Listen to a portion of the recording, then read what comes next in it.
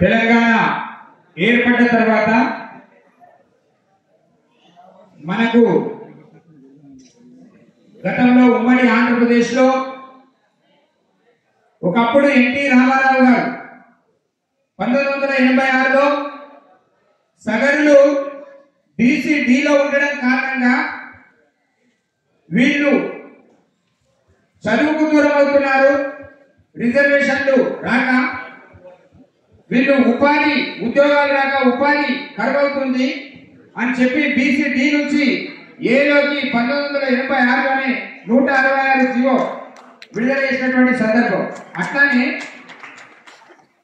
YS Rajasekhara Reddy గారు వారు కూడా మనకు ఫెడరేషన్ ఇచ్చారు. ఎందుకు ఈసారి కూడా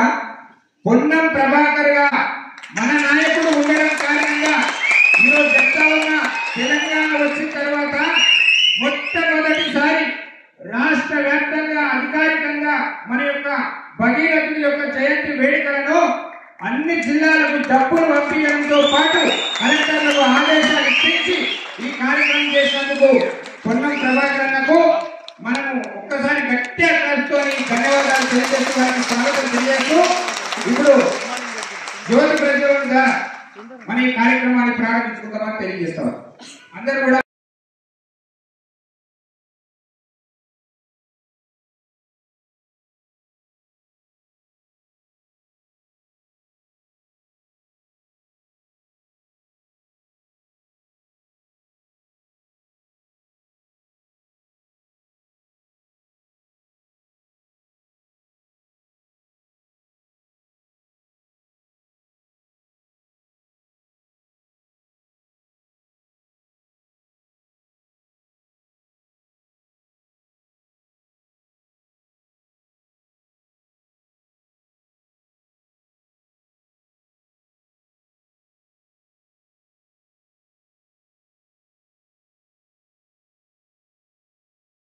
సందర్భంగా మరియు బీసీ ఆల్ ఇండియా బీసీ సంఘాల జాతీయ అధ్యక్షుడు జాజుల శ్రీనన్న సారథ్యంలో మరియు ఈ వేదికకు అధ్యక్షత వహించిన శేఖర్ సాగర్ గారు మరియు కుల సంఘాల చైర్మన్ గారైన కుందారం గణేశాచారి గారు మరియు పుల్కచర్ల శ్రీనివాస్ ముదిరాజు మరియు